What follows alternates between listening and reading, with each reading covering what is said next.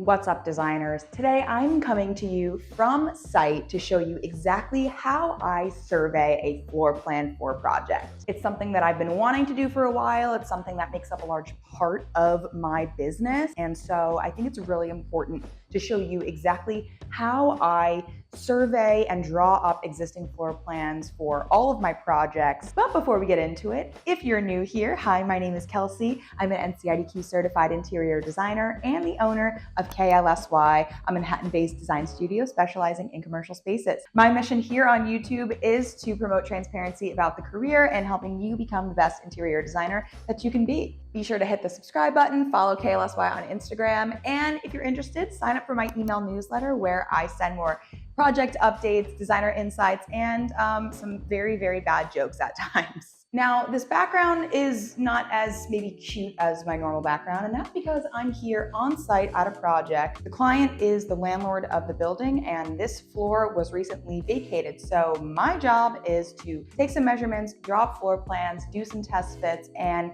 essentially help him market the space with the use of floor plans and visualization so that he can find a new tenant to move into this wonderful yet creepy space. Also, a little preface, I'm using a new microphone today, so just if my audio quality is not the best or it's a little, not the best, then I apologize in advance. I'm not an audio engineer, I'm just a girl. Now, let's talk about some of the tools I'm using in order to complete this survey. That was weird, I'm gonna do that again. Now, let's talk about some of the tools I use in order to complete this survey. The first tool, in my opinion, is the most important, and that is my laser measuring device. This tool allows me to measure long distances like this entire room very easily, and I'll show you exactly how I use that a bit later. But if you don't already have one and you're surveying spaces, absolutely get one. They're not expensive. If you're interested in exactly what I use, then I'll leave some links in the description box. The next tool I'm using is a good old-fashioned tape measure. This is for measuring smaller spaces, for measuring details, and just if the laser either can't reach a certain position or space, or even if the laser dies, because that happens sometimes. Technology is finicky, and so I always have a backup if I need to do it the old-fashioned way. This next tool is very optional, but I use my iPad to survey spaces. And you can also do this the old-fashioned way with a pen and paper. However, I find doing everything on my iPad is so much faster. It's easier for me to erase, draw, hide things. I can add multiple layers onto a survey sketch, and I can also then directly send this to my computer because I have a Mac, I have an iPhone. All of my devices are kind of working together, and so it's really easy for me to just send something. Truck passing by. It's really easy for me to just send that survey document directly to my computer. Next tool is going to be your phone, or if you have some kind of camera that you want to use, this is to take photos of the space. I always take photos of the spaces, even some videos, so that if I'm working on the existing drawings later on and there's a discrepancy or something's not lining up, or maybe I missed a measurement, I can look back at the photos and videos and estimate what that condition is, or if I need to verify a condition, I can check back on the photos and see exactly what was that I drew. Again, you don't need anything fancy. I know a lot of designers and architects that have a little digital camera, they put all their photos on there and then upload it to their computer. You're also gonna want a nice, comfortable, yet professional outfit because we never know when we're gonna run into a client. I'm wearing just a pair of jeans today, a plain black t-shirt with a blazer, and my Dolce Vita flats, which are the most comfortable thing I have ever purchased. I want to look professional, however, surveys are not a glamorous part of the job. I am a lot of times covered in dust and dirt and construction materials, and there's dead bugs and dead roaches literally everywhere. I'm creeping behind walls, I'm crawling into dark spaces. It is very not glamorous. So I don't want to wear anything too precious and too nice. Again, we never know when we're going to have a conversation with someone, we're going to be networking, we're going to run into a client or a past or future client. So we always want to look professional. So before I actually start the survey, I am planning ahead. Before I even got to site, before I even thought about what measurements I'm going to take, I sit down at my computer and I see if there are any existing floor plans. A lot of the times, my clients will have existing floor plans from many years ago. Maybe they're not accurate. Maybe it's not up to date with the most recent tenant that was there. You know, the wall layout might be different, but any kind of floor plan that is existing that you have is going to be incredibly helpful for you, because the alternative is that you have no floor plan and you have to start from scratch and essentially sketch the plan as you're surveying it, which is a fine way to do it. There are plenty of times where I've had no floor plan to work off of, and I will sketch the entire plan to my best knowledge or estimation as I'm surveying, but it just takes a lot longer and there's more room for you to run into errors. Although there wasn't a floor plan of this specific floor that I got from the client, I have worked in this building before and done other surveys in this building before, which means I have the base floor plan for what a typical floor in this building looks like. This building is pretty standard on every floor. It's not like a wedding cake layout where the floors get smaller as you go up. All of the floors have pretty much the same base plan or shell plan. So what I did is I took a exterior core and shell plan from another floor and I brought it into this app that I use called Morpholio Trace. And this is the app that I'm using on my iPad in order to do the survey or record the measurements. Again, this is a more technologically advanced way of doing things. Absolutely, if you have a floor plan, go to your local FedEx, print it out like you would a large scale plan, and draw with an actual pen and paper directly on it. The reason I like this is because I'm not carrying around a million pieces of paper. I'm not trying to find a hard surface to put the plan down so that I can draw on it and write on it. Sometimes I make a mistake with my measurements and I have to cross things out. And as you're layering things on, there's a lot of things that you need to take measurements of. Sometimes the plan can get messy. And the reason I like this is because it works like Photoshop, where I can add layers on top of it. I can do one set of measurements and then hide that layer and then draw the next set of measurements on top of it. All I'm saying is that if you have existing plans, it really reduces the time and effort that you're spending on these plans. After I have the floor plans, I'm gonna call either the building manager, building super, or the client and schedule with them a time that I can come in. Most likely, you're going to need access to the space because these spaces are locked, so random people can't come in. So I'm scheduling a time with the super of the building to ensure that he's available to give me access and that no one else will be in the space. Maybe this is a space that is currently occupied by a tenant or currently occupied by someone, and so whoever is occupying the space, you want to schedule with them just so you're not disturbing them. This is all about being a professional designer, and everything that we do, we want to be communicative, we want to be professional, and we want to be efficient.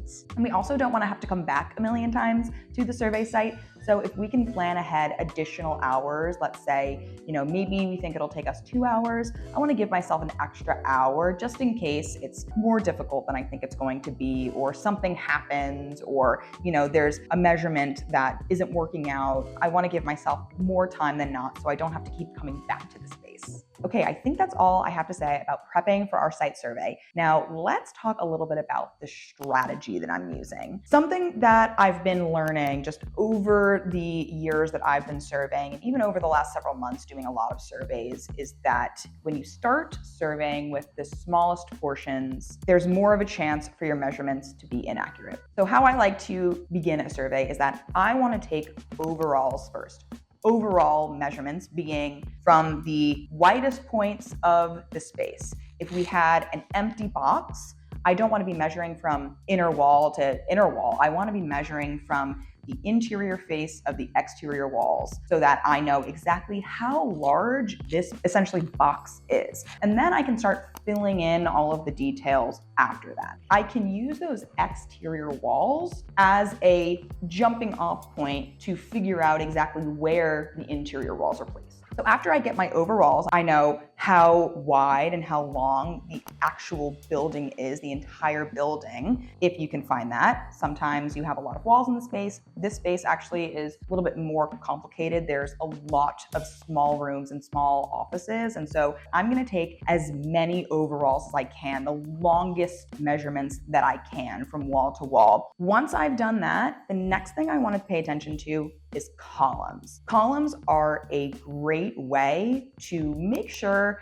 that the walls are placed in the correct spaces, and also a great way for you to know what is on top of each floor, meaning like what's directly below or above this floor, because columns in a building are singular pieces. They go from the ground floor all the way to the top floor, and so it's a really good grounding point for you. So if we can figure out where the columns are, even on one floor of a building, you know where the columns are on every floor of the building, and therefore if you're measuring any wall, if you measure it to a column, then you'll know exactly where that will be on that floor. Columns are always, if not usually, in a grid, so it should be pretty easy for you to draw a grid on your plan once you get the estimated spacing of the columns and figure out where they all should land on every floor. So once we have our column locations, then we can start working our way in and measuring all of the interior walls. Interior walls being things that are not the exterior walls and maybe not your supporting walls. These are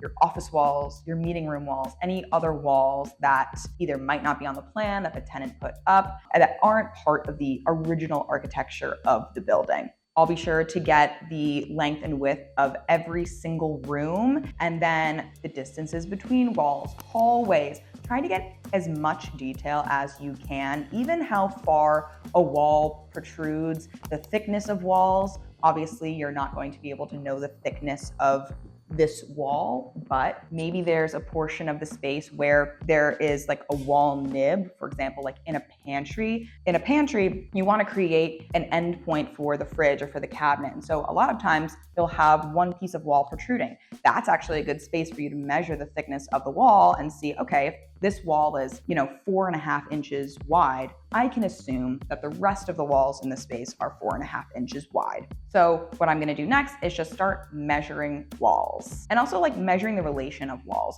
If you have a room that's maybe not touching any columns, it's not touching any other walls, it's kind of floating in space, take as many dimensions as you can surrounding it. So how far is this wall from this wall? How far is this wall from this column? How far is this door from this other door? You'll also want to pay close attention to the exact locations of doors and windows. You don't just want to place any door or assume that the end of the door will be 4 inches from the wall. That is standard. You want to measure exactly what is built. Designers, architects, the client themselves, lots of different people are going to be using these plans in the future potentially. And so if you note something that is not actually here in real life, could be detrimental to the future construction of the space, just be sure to not draw or measure anything that is not actually there. Or if you can't figure out a dimension, why things aren't lining up, try not to fudge it, try to figure it out. And sometimes it can be really, really frustrating when you've done all this measuring and you can't figure out where this number is coming from or why the walls aren't lining up. Go back, retrace your steps, measure things again, and really try to figure out what the issue is.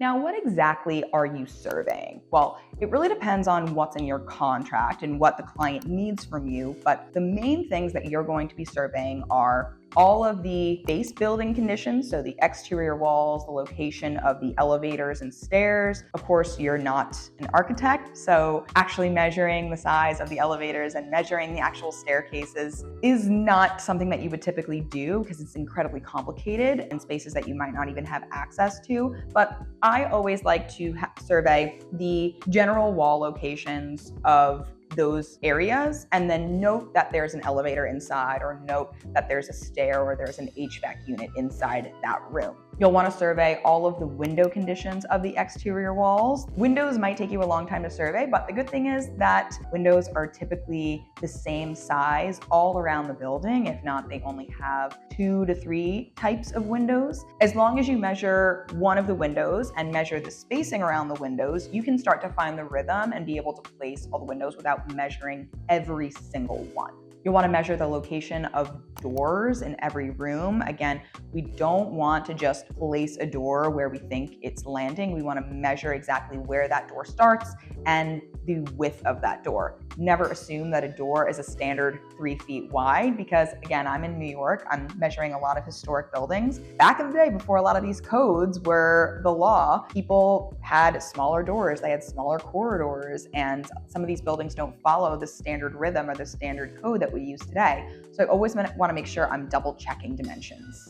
If it's in your contract to survey the ceiling, we want to make sure we have all the ceiling conditions. You probably can't get up to the ceiling unless you have a really tall ladder to measure all of the beams. I don't do this, but you can eyeball where those beams are if you see them because they're aligning to the columns. So if you have the column locations, you can know where the beams are landing. And that also includes any other ceiling conditions and lighting plans. I'm not perfectly measuring lighting because I can't get up there to measure the distance, but I'm eyeballing it depending on where it's landing in the grid. And I'm also annotating if there's any ACT ceilings, any soffits, and I'm remembering to grab the ceiling heights of every space. And if you have an open ceiling like we have here, I'll measure the deck height, so the deck to deck height, where the bottom of that upper slab is, and also the bottom of the beam, because we want to know exactly if we were to put a gyp ceiling in here, an ACT ceiling, the maximum that we can have that ceiling.